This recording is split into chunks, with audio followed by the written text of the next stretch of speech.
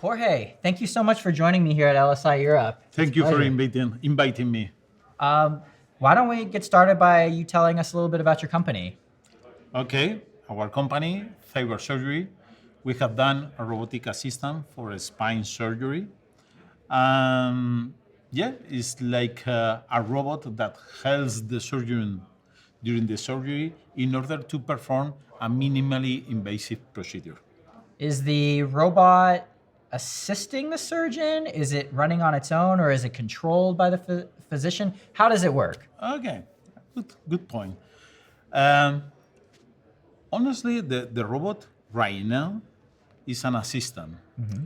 We don't want the surgeon lose the control of what he or she is doing. So the robot guides them in order to get the optimal trajectory, in order, in this case, to insert some pedicle screws in the spine. So in order to follow the trajectory that they have planned previously, but they don't lose the control. They still insert the instruments, have the same feeling, and it's something that in this moment we don't want to lose. Robotics in the digital surgery market has been a growing sector in the Yeah, medtech industry for indeed. quite some time now. What makes you guys sort of a disruptor or innovator in this space? Okay. Yeah, indeed, it's a market that is growing quite fast, and now it's difficult to find hospitals that they don't have any kind of robot. Spine is a very small niche. The big market is soft tissue robotics, robotics for soft tissue, and in this niche, also in spine, the market is growing quite fast. What is different in our solution? There are currently some solutions on the market. All of them use for tracking the patient one optical technology. The optical technology has some advantages and is working properly, but we have seen that there are other drawbacks, and we have patented our own technology for tracking the patient. It's like a haptic tracking of the patient. So we remove the cameras. The process is seamless. It's like if anybody cross the line of sight, there is no problem. You don't have to recalibrate the system. So it's more accurate. We reduce the time of the surgery, and we reduce a space in the operating room as well. It's really interesting. What's sort of, as we've touched on, the spine robotics market and the robotics market in general, it's pretty established. You mentioned that hospitals, it's rare to find them without having some sort of robot in them now. What's the unmet need today in the robotic space that maybe you're addressing? The I consider that in a spine, the current robots is like the first generation. The robots, what we are doing is just to guide the surgeon in order to insert pedicle screws. But that's just the beginning. The next stage of the robot is to have them for whole procedures. Imagine that you have to cut the bone, you have different trajectories, you want to insert a cage between vertebra. There are much more procedures on the spine. So this is currently just the first stage, but it's the beginning, like when a mobile phone begins, at the beginning is not the functionalities that we have right now. So I think that there is a long way, a long improvement and optimization that can be done even in a spine surgery. Speaking of stage, what stage is cyber surgery at today? Okay. In this moment, cross finger, we are going to begin clinical trials next month. Wow. We are very proud of it, and we are looking forward to begin. Yeah, it's like a milestone that is very important for us, and even in this event for investors, because right now it's like if it were a prototype, if it was a prototype that is optimized. No, in the moment that we begin clinical, someone has checked that all the tests has been passed previously.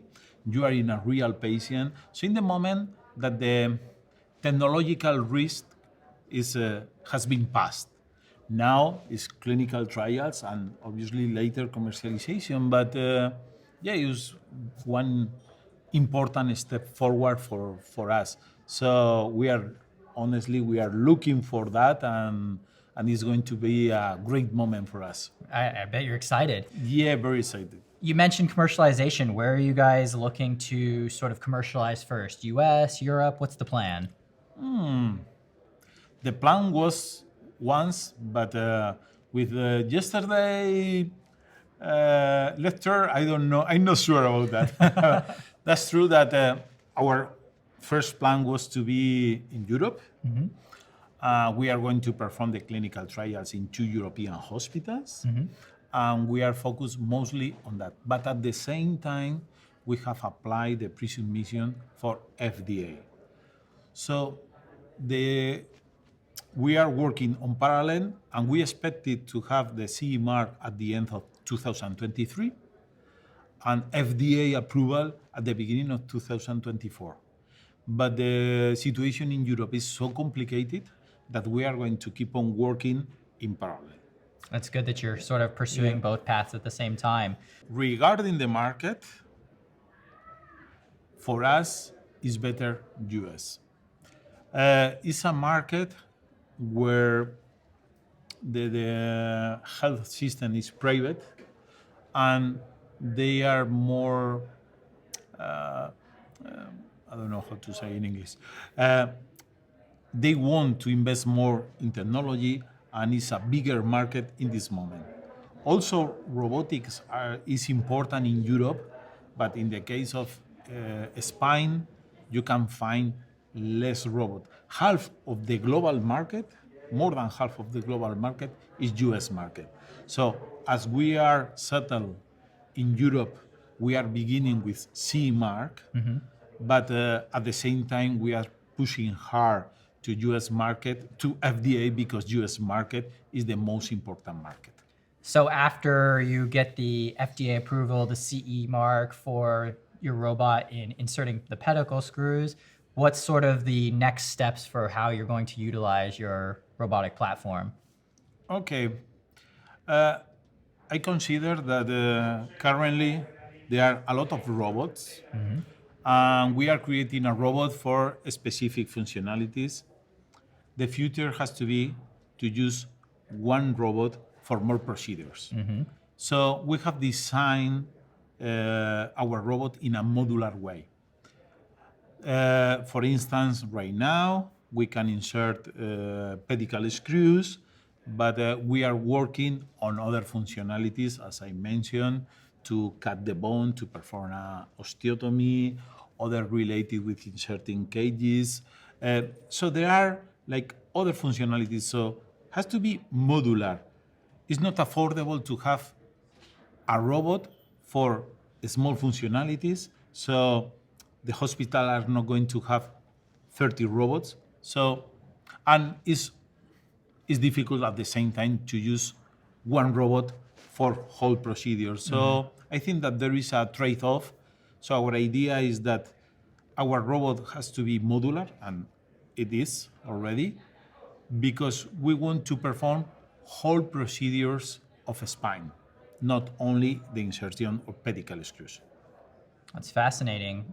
What brings you to LSI Europe this year? What are you hoping to sort of get out of the conference?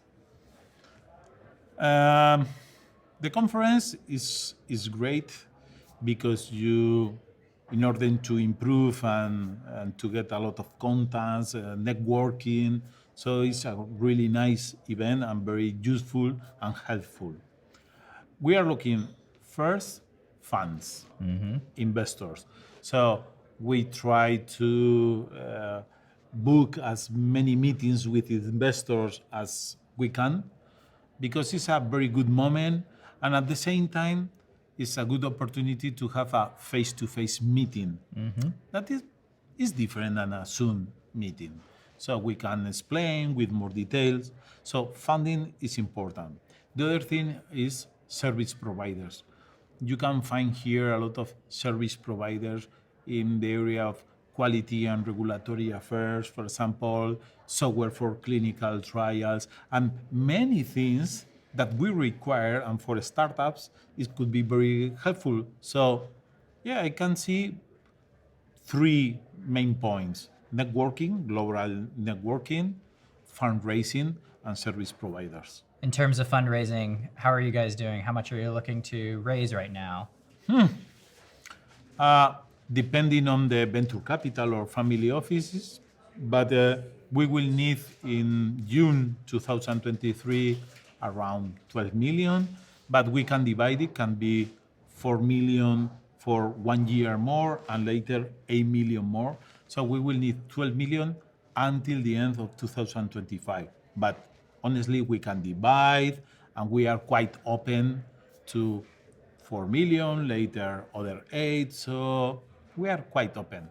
Something that is good is that we are not on hurry because we still have funds and we are going to perform the clinical trials with our current funds.